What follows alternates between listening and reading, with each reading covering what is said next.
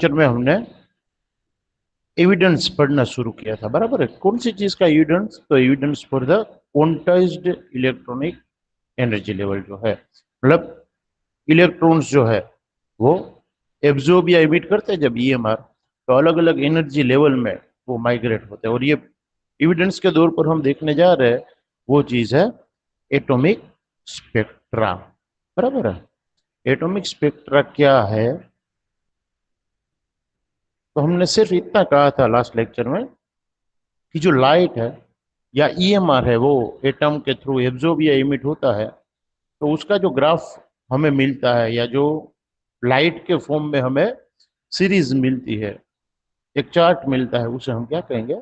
Spectra, या फिर उसे स्पेक्ट्रम इसे नाम दिया जाता है। ये हमें याद रखना है, बराबर है। स्पीड ऑफ लाइट के बारे में हमने क्या कहा था, अगर आपको याद है तो? ये कांस्टेंट वैल्यू हमने दी थी कि वैक्यूम में अगर लाइट जो है वो मूव होती है तो उसकी स्पीड कितनी होती है। तो हमने कहा था speed of light in vacuum is equal to, याद है किसी को वैल्यू कितनी थी? 3 into into 10 raised to 3 8 into 10 meter raised per to 8. second. हाँ, पर सेकंड जो है, इतना मीटर पर सेकंड जो है वो डिस्टेंस जो है वो कवर करती है पर सेकंड, बराबर है। अब ये तो बात हुई वैक्यूम में, बट वैक्यूम नहीं है तो क्या है? तो कोई ना कोई मीडियम वहां पर जरूर होगा। तो तब स्पीड ऑफ लाइट जो है वो डिपेंड करती है कि कौन से मीडियम में वो मूव हो रही है। तो हमें ये खास याद रखना है कि स्पीड ऑफ लाइट जो है वो डिपेंड करती है किसके ऊपर? तो it depends on the medium in which it moves. तो मीडियम कौन सा है वो चीज भी तब हमें देखनी है जब वो वैक्यूम के अलावा कोई जगह पर मूव हो रही है लाइट जो है वो। तो हमें रिजल्ट क्या मिलेगा भाई? जब लाइट मूव होती है, मतलब कोई एक बीम ऑफ लाइट हम पास करते कहीं से कोई मीडियम में से, तो उसमें ढेर सारी फ्रीक्वेंसी होती है। लाइट जो है उसमें जो उसका ओरिजिनल पाथ है कहीं से वो पास होती है, लाइट जो है वो पहले हमें सीधी डायरेक्शन में उसे पास करना है, बट कोई मीडियम में वो जैसे ही एंटर होती है, एक मीडियम में से दूसरे मीडियम में जब वो एंटर होती है तो वो अपना रास्ता जो है वो थोड़ा चेंज करती है। कि मान लीजिए प्रिज्म है, ये प्रिज्म हम इसलिए ले रहे हैं कि आपने लोअर स्टैंडर्ड में ये चीज पढ़ी है, प्रिज्म वाला एक्सपेरिमेंट पढ़ा ही होगा, बराबर है। कि व्हाइट लाइट हम पास करते हैं तो वो जब कोई दूसरे मीडियम में एंटर होती है तो उसमें से अलग अलग कलर के रेज जो है, 7 कलर जनरली हम याद रखते थे, विबग्योर, बराबर है, वो पास होता है। अब वहां पर ध्यान ये रखना है कौन ज्यादा बेंट होता है और कौन कम बेंट होता है। तो हम जब ऑब्जर्व करते हैं कि व्हाइट लाइट प्रिज्म में से पास होती है, तो हमें तब वेवलेंथ का ख्याल दिमाग में रखना है कि जिसकी वेवलेंथ छोटी होती है, लेमड़ा, हम वेवलेंथ का सिंबल क्या देते हैं? लेमड़ा। तो लेसर द वेवलेंथ, खास याद रखिए, जिसकी वेवलेंथ छोटी होती है उसका बेंडिंग ज्यादा होता है, मोर द बेंडिंग। तो less will be the wavelength, bending will be the more, मतलब ज्यादा होगी। और वो कलर कौन सा होगा, कलर हमें देखना है, बराबर है।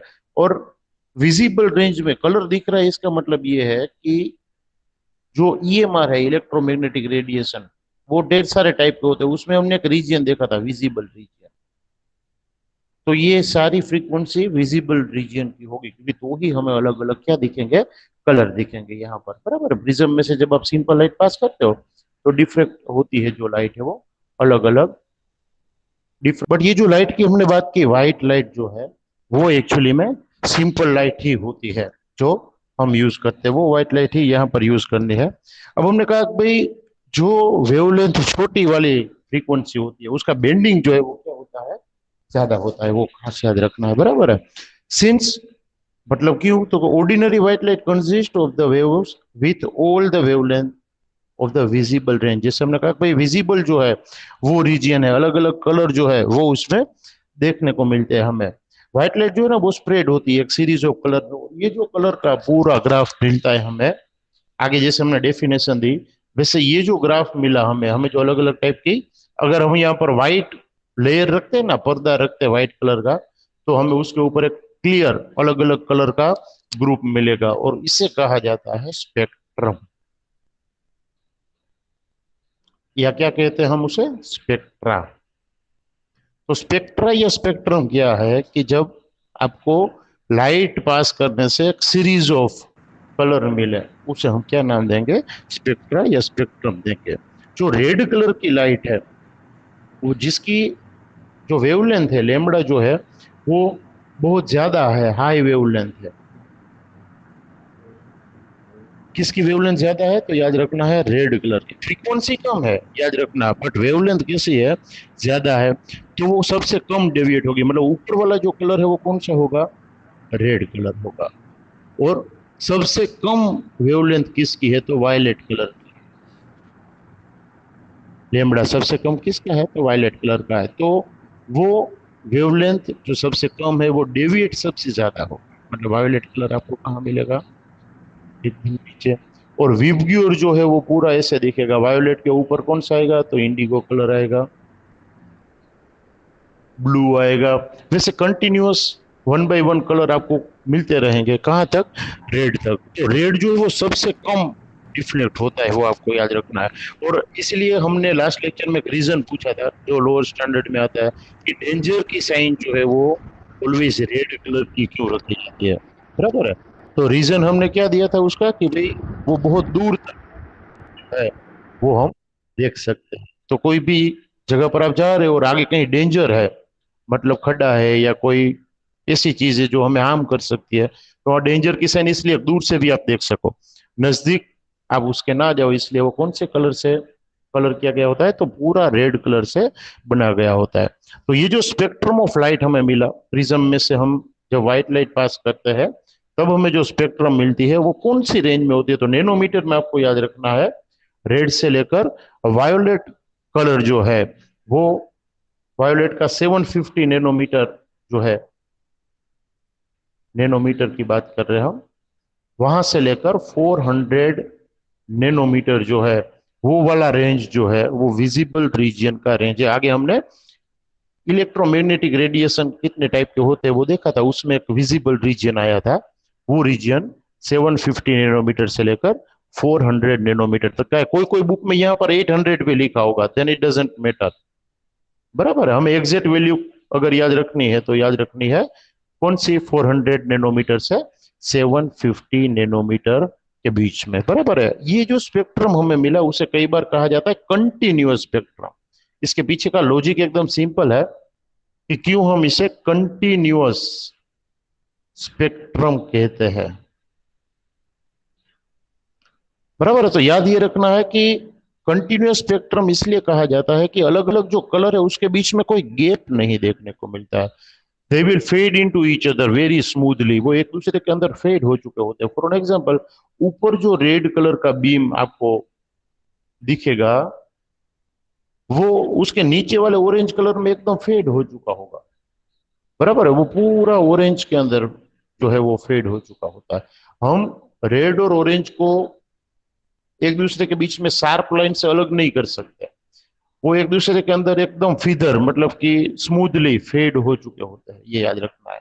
तो रेड से डाउन जाओगे तो एक हल्का सा ऑरेंज कलर मिलेगा, बाद में वो धीरे धीरे डार्क होता जाएगा, बाद में येलो मिलेगा, ग्रीन मिलेगा, ब्लू मिलेगा, लास्ट में कौन सा मिलेगा, वायलेट कलर मिलेगा। बट वो एकदम स्मूथली एक दूसरे के अंदर कैसे होते हैं, मिक्सड होते हैं। इसलिए ये कंटिन्यूअस जो है, बीच में कोई गैप नहीं मिलता है, इसलिए ये ग्राफ को क्या नाम दिया गया है, ये स्पेक्ट्रम को क्या नाम दिया गया है, कंटिन्यूअस स्पेक्ट्रम, ऐसा नाम दिया गया है। तो खास याद रखिए कि कलर्स एक दूसरे के साथ अच्छी तरीके से घुल मिल गए होते हैं, फेड हो चुके होते हैं, कहीं बीच में गैप नहीं आता, इसलिए उसे क्या कहा जाता है, कंटिन्यूअस स्पेक्ट्रम जो है वो नाम दिया जाता है। और ये सारी लाइट जो है, ये स्पेक्ट्रम जो है वो विजिबल रीजियम में हमें देखने को मिलता है। ये इलेक्ट्रोमैग्नेटिक रेडिएशन जो है वो जब मैटर के साथ इंटरेक्ट होते हैं, मतलब कि एटम या मोलिक्यूल जो है, वो ईएमआर को तब या तो एब्जॉर्ब करते हैं और इमिट करते हैं। पहले तो एब्जॉर्ब ही करेंगे, वो जो एनर्जी है ईएमआर जो है उसे वो क्या करेंगे,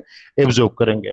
और अपना जो एनर्जी लेवल है, कोई चीज जो है वो एनर्जी एब्जॉर्ब करती है तो कहाँ जाती है भाई, मान लीजिए उसके पास ये एक्स अमाउंट ऑफ एनर्जी है एटम के पास, वो कुछ ना कुछ एनर्जी एब्जॉर्ब कर रहा है बाहर से, इलेक्ट्रोमैग्नेटिक रेडिएशन के फॉर्म में हम एनर्जी दे रहे, तो क्या होगा, उसकी एनर्जी बढ़ेगी। तो अगर ये एनर्जी लेवल का ग्राफ है तो थोड़े हायर एनर्जी लेवल में वो एटम पहुंचेगा।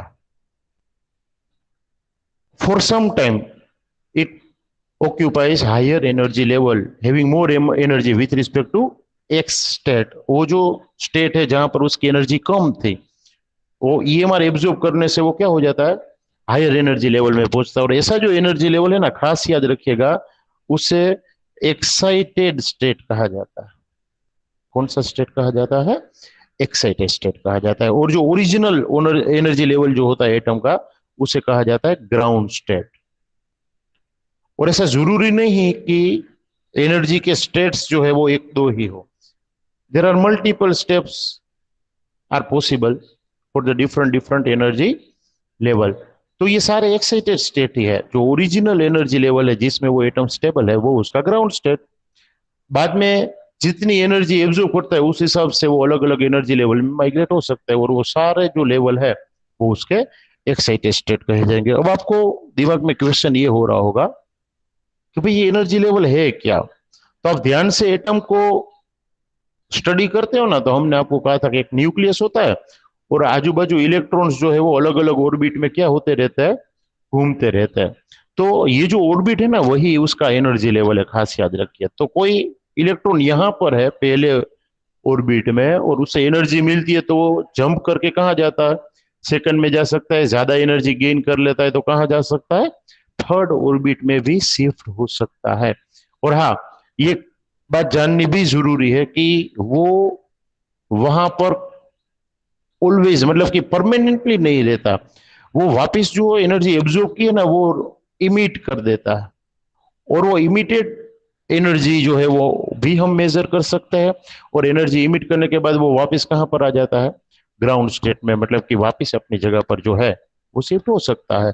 तो एक से ग्राउंड स्टेट में से एनर्जी एब्जॉर्ब करके वो कहा जा सकता है, एक्साइटेड स्टेट में। और एक्साइटेड स्टेट में जब वो एनर्जी लूज करता है या इमिट करता है, तो वो वापस कहां पर आ जाता है, ग्राउंड स्टेट में जो है वो रिटर्न बैक हो सकता है। बराबर है। तो ये जो चीज है वो दिमाग में रखनी है। हम स्पेक्ट्रा अगर पढ़ना चाहते हैं तो हमें इतना पता होना चाहिए कि electron by absorbing energy can move to its higher energy level, means which is known as excited state, and it can re-emit that absorbed energy and further back towards the ground state which was its original energy level। वो वापस अपने ground state पर क्या हो सकता है, आ सकता है। बराबर है। तो ये जो चीज है वो हमारा बेस है।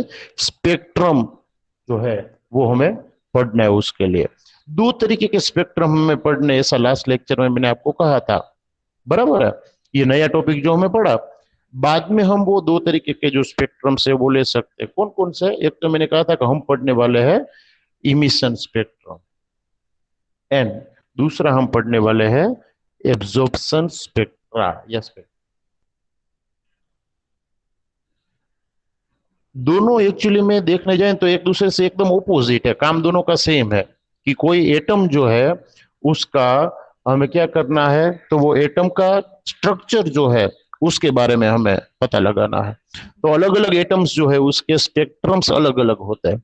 जैसे हर एक बंदे की फिंगरप्रिंट अलग होती है, वैसे एटम के स्पेक्ट्रम जो है, इमिशन या एब्जॉर्प्शन, वो सभी के लिए क्या होता है, डिफरेंट डिफरेंट होता है। तो इमिशन एंड एब्जॉर्प्शन स्पेक्ट्रा जो हम पढ़ने जा रहे हैं, उसके लिए जरूरी चीज जो ऊपर हमने पढ़ाई वो दिमाग में रखनी है। अब होता क्या है, स्पेक्ट्रम कैसे पाए जाते हैं और उसका स्टडी कैसे किया जाता है वो हम देखते हैं। तो स्पेक्ट्रम है जो रेडिएशन सब्सटेंस ने एमिट किए हैं। कौन से रेडिएशन, कोई सब्सटेंस, मतलब कि एटम जो है वो एमिट करेगा, तो पहले जो इलेक्ट्रोमैग्नेटिक रेडिएशन उसने एब्जॉर्ब किए हैं, वो थोड़ी देर के बाद, मतलब एक्साइटेड स्टेट में से वापस ग्राउंड स्टेट में आएगा, तब वो अपनी एनर्जी क्या करेगा, इमिट करेगा। और उसे हम पर्टिकुलर डिटेक्टर से, detector which can detect the frequency emitted by that excited atom. तो डिटेक्टर मतलब ऐसी चीज कि जो फ्रीक्वेंसी मेजर करती है कि कौन से रेंज में ईएमआर जो है वो एमिट हुआ, एनर्जी जो है वो क्या हुई, इमिट हुई। और हम उसे नोट करते हैं लाइट के फॉर्म में, स्पेक्ट्रम मतलब कि ग्राफ के फॉर्म में लाइट इमिट होती है या एब्जॉर्ब होती है, उसे हम ग्राफ के फॉर्म में ड्रॉ करते हैं, अलग अलग लाइंस मिलती है, वो हम नोट करते हैं। और वो जो ग्राफ मिलता है जिसे हम नाम देते हैं स्पेक्ट्रा, अगर हमने कौन सी फ्रीक्वेंसी एब्जॉर्ब होती है वो मेजर किया है ना, तो वो एब्जॉर्प्शन स्पेक्ट्रा है। और अगर हमने ये मेजर किया है कि पहले एब्जॉर्ब हो जाने के बाद कौन सी फ्रीक्वेंसी इमिट हुई है, तो वो जो स्पेक्ट्रम है वो कौन सा स्पेक्ट्रम कहा जाएगा, इमिशन स्पेक्ट्रा है, ऐसा हम नाम देंगे। तो खास याद रखिए, ये मोलिक्यूल्स पहले एक्साइटेड होते हैं बाद में, और एक्साइटेड कैसे होते हैं, by absorbing some electromagnetic radiations, और बाद में वो थोड़ी देर के बाद फिर से थोड़ी फ्रीक्वेंसी क्या करते हैं, इमिट करते हैं। आप दोनों को मेजर कर सकते हो कि कौन सी फ्रीक्वेंसी या कौन सी वेवलेंथ वाले ईएमआर एब्जॉर्ब हुए और कौन से वेवलेंथ या फ्रीक्वेंसी वाले ईएमआर जो है वो क्या हुआ, इमिट हुआ है। और ये दोनों जो है वो इमिशन स्पेक्ट्रा और एब्जॉर्ब हुआ है वो मेजर करते हो तो एब्जॉर्प्शन स्पेक्ट्रा या स्पेक्ट्रम ऐसा कहा जाता है, ये याद रखिएगा। और ये जो पूरी स्टडी है जो हम कर रहे हैं कि ईएमआर कितना एब्जॉर्ब हुआ, कौन सा एब्जॉर्प्शन स्पेक्ट्रा है, कौन सा इमिशन स्पेक्ट्रा है, ये पूरी जो स्टडी है उसे स्पेक्ट्रोस्कोपी कहा जाता है। ये केमिस्ट्री की पूरी ब्रांच है जिसकी मदद से हम अलग अलग एटम और मोलिक्यूल के स्ट्रक्चर डिटरमाइन कर सकते हैं। बराबर, अगर आप केमिस्ट्री लेकर आगे बढ़ोगे, इंजीनियर बनोगे या प्योर बेसिक केमिस्ट्री में बीएससी एमएससी करोगे, तो स्पेक्ट्रोस्कोपी खास आएगी। केमिकल्स जो है उसके स्ट्रक्चर्स कैसे डिटरमाइन होते हैं, तो उसमें स्पेक्ट्रोस्कोपी का अहम रोल है। बराबर है। अभी अभी जो नोवेल कोरोना वायरस है उसकी अलग अलग ड्रग्स फाइंड करना जो है वो चालू है, उसका काम चालू है। तो वो मोलिक्यूल का स्ट्रक्चर क्या है, वो कोरोना वायरस को कैच कर सकते हैं या नहीं, उसका ओपोज कर सकते हैं या नहीं, वो सारी स्टडी इसकी मदद से हो सकती है। स्पेक्ट्रोस्कोपी की मदद उसमें कहीं ना कहीं इन्वॉल्व होती है नए स्ट्रक्चर्स में। बराबर है। तो स्पेक्ट्रोस्कोपी जो है वो क्या है ऐसा पूछा जाता है तो आपको सिर्फ लिखना है स्टडी ऑफ इमिशन और एब्जॉर्प्शन।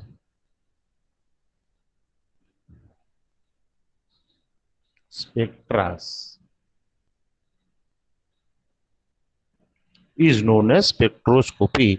हम जो इमिशन और एब्जॉर्प्शन स्पेक्ट्रा को स्टडी करेंगे उसे हम क्या नाम देंगे, तो उसे हम स्पेक्ट्रोस्कोपी नाम देंगे, ये याद रखना है। ये जो कंटिन्यूअस हमने स्पेक्ट्रा गेन किया उसे अगर आपके पास बुक है उसमें देखो तो मस्त पिक्चर दिया गया होगा। मैं थ्री डायमेंशनली तो वो आपको नहीं दिखा सकता या ड्रॉ नहीं कर सकता, बट मैं पिक्चर ड्रॉ करने की ट्राई करता हूँ। वो हमें दिखाएगा भाई आपको जो स्पेक्ट्रा दिया है वो एक दूसरे से बिल्कुल ऑपोजिट कैसा है, इमिशन या एब्जॉर्प्शन स्पेक्ट्रा है वो। पहले हम एब्जॉर्प्शन स्पेक्ट्रा की बात करते हैं, कैसे गेन किया जाता है। तो कोई एक ईएमआर एमिट करने वाला सोर्स लिया जाता है या लाइट का सोर्स लिया जाता है, क्योंकि वो भी इलेक्ट्रोमैग्नेटिक रेडिएशन ही है। हम सिर्फ सोर्स लिखेंगे, आपको समझ लेना है ईएमआर का सोर्स है या फिर लाइट एमिट कर रहे हैं हम, ये याद रखें। बराबर, सोर्स लेते हैं, उसे क्या किया जाता है कि सैंपल जो है, सैंपल मतलब जो एटम को आप स्टडी करना चाहते हो, जिसका स्पेक्ट्रम आप स्टडी करना चाहते हो, उसके ऊपर उसे एमिट किया जाता है, वो एटम के ऊपर। तो एटम क्या होता है, वो एनर्जी एब्जॉर्ब करता है और एब्जॉर्ब करके एक्साइटेड स्टेट में मतलब हायर एनर्जी लेवल में वो क्या होता है, ऑक्यूपाई करता है, वो एनर्जी लेवल ऑक्यूपाई करता है। उसे पास किया जाता है प्रिज्म में से या कोई मीडियम में से। अब वो जो लाइट है वो क्या होगी, तो दूसरे मीडियम में जैसे ही पास होती है वो अलग अलग रीजन में बढ़ जाएगी, डिफ्रेक्ट हो जाएगी, और हमें पूरा एक व्हाइट पर्दे के ऊपर लाइंस मिलेगी।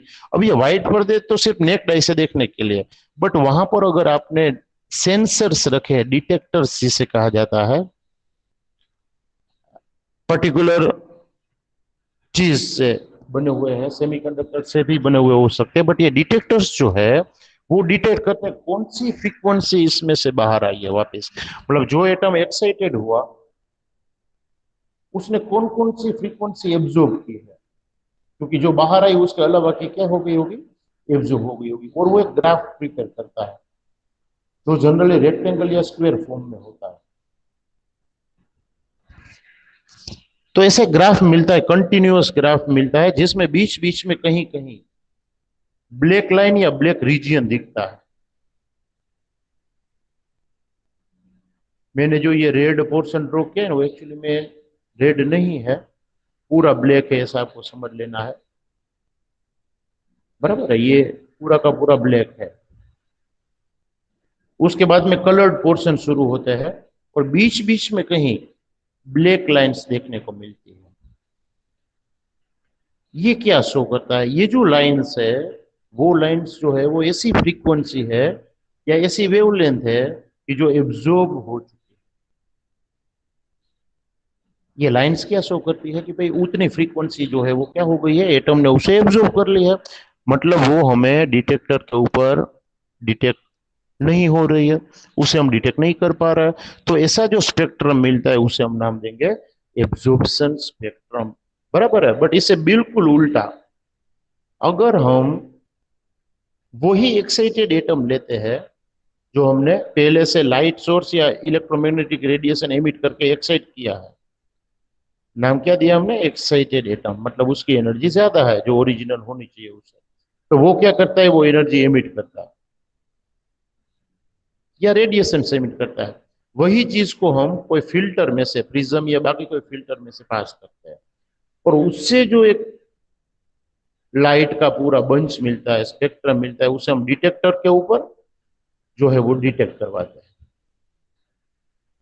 तो देखो यहां पर एक ध्यान रखना है आपको कि यहां पर आप ऐसी लाइंस को डिटेक्ट कर रहे हो जो ऑलरेडी एब्जॉर्ब हो चुकी है, और यहां पर आप ऐसी लाइन को डिटेक्ट कर रहे हो जो एब्जॉर्ब होने के बाद री एमिट हो रही है, वापस बाहर आ रही है। इसी लाइंस को आप ऑब्जर्व कर रहे हो। तो यहाँ पर जो रीजन मिले ना उससे बिल्कुल नेगेटिव रीजन मिलेगा। जैसे फोटो में नेगेटिव आती है, आप लोगों को पता है, पुराने वाले जो कैमरास होते थे उसमें, रोल कैमरास जो होते थे उसमें नेगेटिव आती थी, अगर किसी ने देखी है तो। वो नेगेटिव में अगर आप फोटोज देखते हो तो वो ओरिजिनल फोटो से बिल्कुल उल्टा दिखता है। बिल्कुल उल्टा मतलब स्किन का कलर व्हाइट होता है तो नेगेटिव में वो ब्लैक दिखता है। आपने ब्लैक कलर के कपड़े पहने तो नेगेटिव में वो लाइट कलर के कपड़े दिखते हैं, मतलब व्हाइट कलर के कपड़े दिखते हैं। अच्छा। तो ये जो, बराबर ना, तो वो आपने देखा है। तो बिल्कुल ही ऐसा ही है कि एब्जॉर्प्शन स्पेक्ट्रम जो है उससे उल्टा स्पेक्ट्रम, मतलब यहाँ पर पूरा ब्लैक कलर मिलता था आपको, मतलब खाली जगह मिलती थी एब्जॉर्प्शन में, तो ये पूरा कलर्ड रीजन मिलेगा, कोई ना कोई कलर मिलेगा। यहाँ पर भी खाली रीजन था या ब्लैक लाइंस थी, तो वहां पर आपको कलर्ड लाइंस मिलेगी।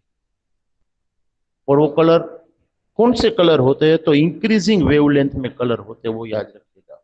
तो जहां जहां ब्लैक लाइन थी वहां वहां पर कलर मिलते हैं।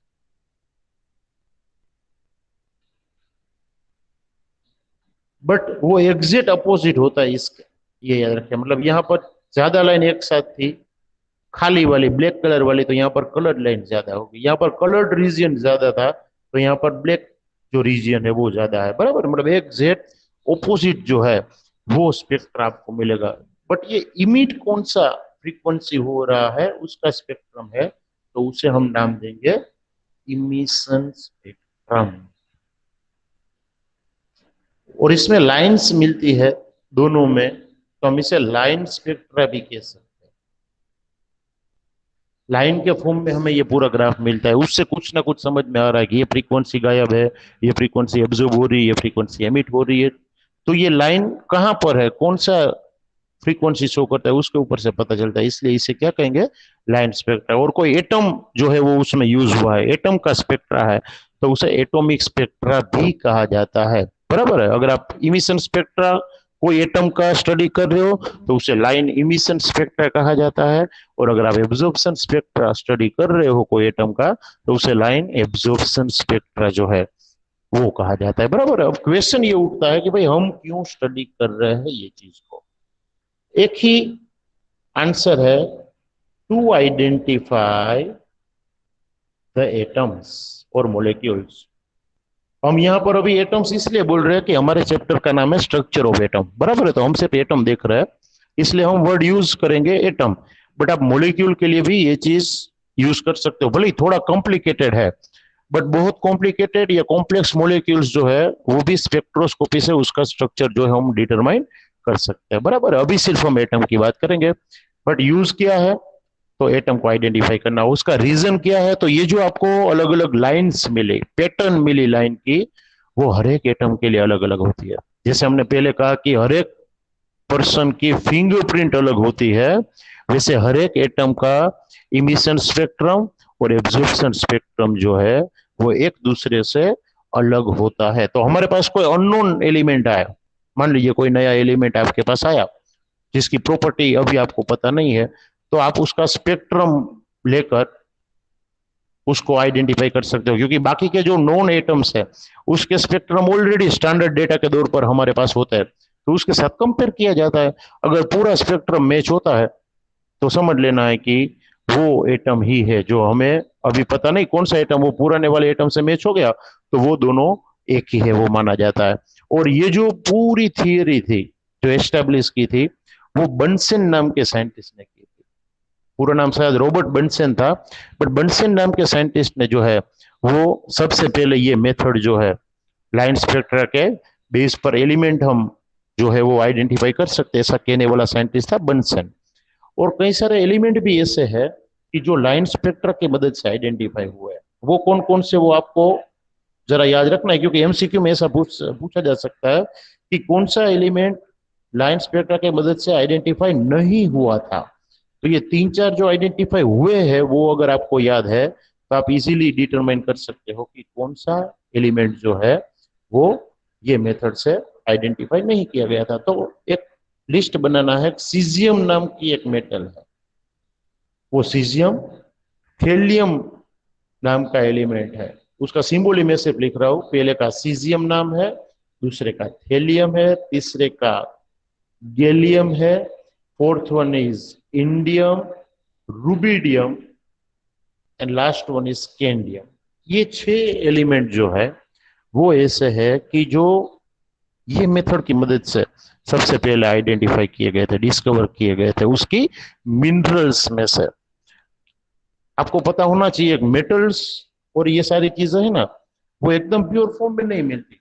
आपने लोअर स्टैंडर्ड में शायद मेटलर्जी पढ़ा है, तो उसमें प्यूरिफिकेशन मेथड्स आती थी, बराबर है। मैग्नेटिक सेपरेशन आता था, फ्रोथ फ्लोटेशन मेथड आती थी, if I am not wrong. ये सारी मेथड्स जो है उसका यूज करके हम मेटल्स को प्यूरिफाई करते हैं।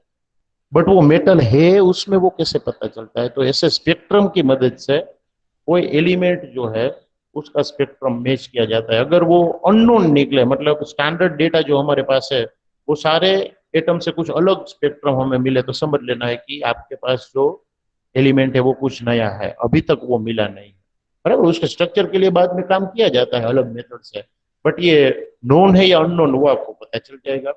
और सबसे बड़ी इन्वेंशन और ये मेथड की जो गेनिंग थी वो क्या थी कि सन के अंदर हीलियम है, वो भी ये मेथड से जो है स्पेक्ट्रोस्कोपिक मेथड है उससे प्रूव किया गया था। क्योंकि वहां पर तो कोई सैंपल लेने जा नहीं सकता ना भाई, सन के पास तो कौन जाएगा, कैसे सैंपल मिलेगा, तो कैसे पता चला। आपके दिमाग में ये क्वेश्चन होना चाहिए, क्योंकि हमें ये पता है कि सन के अंदर क्या है, तो हाइड्रोजन और हीलियम का फ्यूजन होता रहता है, हीटिंग क्रिएट होती रहती है, तो कैसे पता चला वहां पर हाइड्रोजन और हीलियम है। वहां पर तो कोई जा नहीं सकता, तो उसका आंसर है स्पेक्ट्रोस्कोपिक मेथड। कि डिफरेंट टाइप के वेव्स जो है वो इमिट किए गए, कौन से एब्जॉर्ब हुए कौन से नहीं, वो रिसीव किया गया डिटेक्टर की मदद से। तो कौन से एटम ये काम करते हैं वो देखा गया, तो हाइड्रोजन और हीलियम इसके लिए रिस्पॉन्सिबल पाए गए। तो हीलियम भी वहां पर प्रेजेंट है सन में, वो कौन सी मेथड से पता चला, तो ये स्पेक्ट्रोस्कोपिक मेथड है वो उसके लिए रिस्पॉन्सिबल है फॉर द प्रूफ, बराबर है। तो ये जो चीज हमने पढ़ी वो प्रूफ था किसका, तो क्वांटाइज्ड एनर्जी, मतलब एनर्जी जो है वो छोटे छोटे क्वांटा में हम स्टडी कर सकते हैं, छोटे छोटे रीजन में हम स्टडी कर सकते हैं, एनर्जी लेवल में स्टडी कर सकते हैं।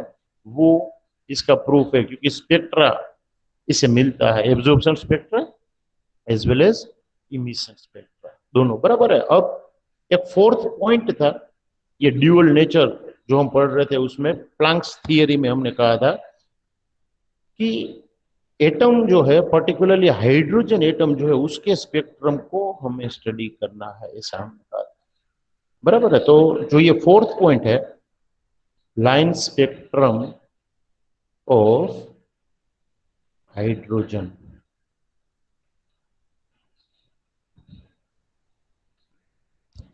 अब लाइन स्पेक्ट्रा जब गेन किया जाता है तो सिर्फ और सिर्फ हमें पर्टिकुलर टाइप की लाइन से देखने को मिलती है डिटेक्टर के ऊपर, या डिटेक्टर जो ग्राफ प्रिपेयर करता है उसके ऊपर। जब भी कोई इलेक्ट्रिक करंट या कोई इलेक्ट्रोमैग्नेटिक रेडिएशन जो है वो इमिट किया जाता है हाइड्रोजन गैस के ऊपर। अब यहाँ पर गैस वर्ड मैंने इसलिए यूज किया कि जब हम बाकी के एलिमेंट्स को, मतलब जो सॉलिड है या लिक्विड है, ऐसे एलिमेंट्स के, प्योर एलिमेंट्स के ऊपर लाइन स्पेक्ट्रा गेन करने के लिए ईएमआर इमिट करते हैं, तो वो स्पेक्ट्रा जो हमने आगे ड्रॉ किया ना वैसा मिलता है,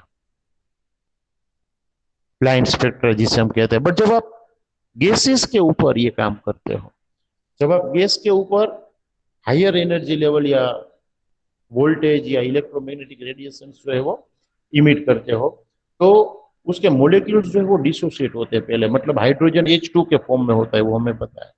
जब हम एनर्जी इमिट करते हैं उसके ऊपर, ईएमआर से इमिट करते हैं, तो वो डिसोसिएट होकर पहले एक एटम में क्या होता है, कन्वर्ट होता है।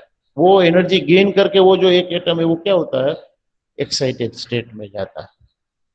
एक्साइटेड मतलब एनर्जी एब्जॉर्ब करता है, और बाद में वो इलेक्ट्रोमैग्नेटिक रेडिएशंस जो है वो अपने अंदर से इमिट करता है। पहले एब्जॉर्ब करता है, बाद में क्या करता है, इमिट करता है, और उसे हम मेजर करते हैं।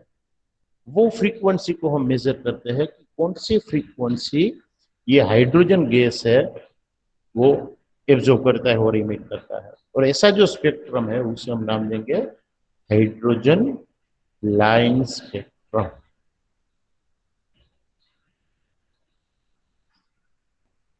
और जब हाइड्रोजन लाइन स्पेक्ट्रम स्टडी किया गया, ये खास याद रखिएगा, तो कुछ ऐसा ग्राफ मिला था। क्यों, वो भी आपको साथ साथ में हम सिखा देते हैं भाई क्यों ऐसा ग्राफ मिला था। देखो हाइड्रोजन के पास कितने इलेक्ट्रॉन होते हैं, कोई कहे मुझे, how many electrons are there? One. One, One. Very good. हाँ, one electron is present in the orbit of hydrogen, but ये तो न्यूक्लियस है जिसमें प्रोटॉन और न्यूट्रॉन होंगे। अब एक ही ऑर्बिट है हाइड्रोजन के पास जो भरी हुई है, जिसमें इलेक्ट्रॉन है, और एक इलेक्ट्रॉन है जैसा आपने कहा हाइड्रोजन के पास। इसका मतलब ये नहीं कि हाइड्रोजन के पास बाकी की ऑर्बिट्स है ही नहीं, उसके पास हायर एनर्जी लेवल है, बट खाली पड़े है, ये याद रखिए। तो आपने ये जो हाइड्रोजन के ऊपर इलेक्ट्रोमैग्नेटिक रेडिएशन एमिट किए, तो उसका इलेक्ट्रॉन जो है वो क्या होगा, मूव होगा। पूरा एटम जो है वो एनर्जी एब्जॉर्ब करेगा और हायर एनर्जी लेवल में जाएगा, और इलेक्ट्रॉन भी क्या होगा, मूव होकर हायर एक्साइटेड स्टेट में जाएगा। अगर और ज्यादा एनर्जी मिल गई तो वो और ज्यादा मूव जो है वो मूव होगा, मतलब ऑर्बिट में मूव होगा। तो ऐसे इलेक्ट्रॉन्स जो है वो मूव होते हैं एटम के अंदर, और ओवरऑल एनर्जी एटम की है वो क्या होती है, इंक्रीज होती है, जिसे हम एक्साइटेड एटम कहते हैं। और ऐसे इलेक्ट्रॉन को एक्साइटेड इलेक्ट्रॉन कहते हैं। बट वो वहां पर ज्यादा देर तक टिकेगा नहीं, वो वापस रिटर्न बैक होगा। तब वो क्या करेगा, पर्टिकुलर फ्रीक्वेंसी है, पर्टिकुलर ईएमआर है, वो क्या करेगा, इमिट करेगा, और उसे हम नोट कर लेंगे डिटेक्टर की मदद से। और वो जो लाइंस मिलती है उसे हम क्या कहते हैं, लाइन स्पेक्ट्रा। कुछ ऐसा मिलता है, मेनली तो मैं आपको ड्रॉ करके समझाने जा रहा था कि मान लीजिए कि ये जो पहली ऑर्बिट है, ये पहला एनर्जी लेवल है, सीधी लाइन के दौर पर हम ऐसे दिखाते हैं।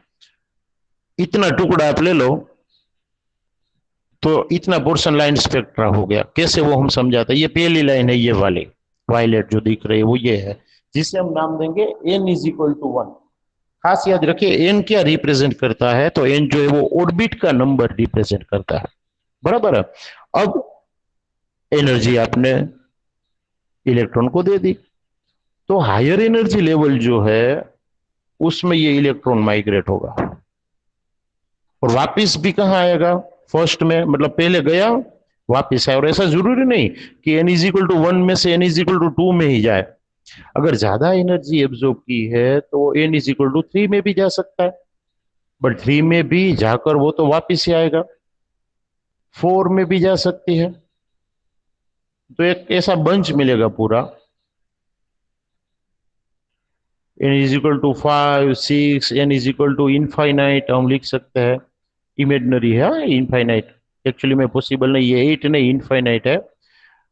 बट इससे हायर एनर्जी लेवल में ये इलेक्ट्रॉन जाएगा और वापस आएगा।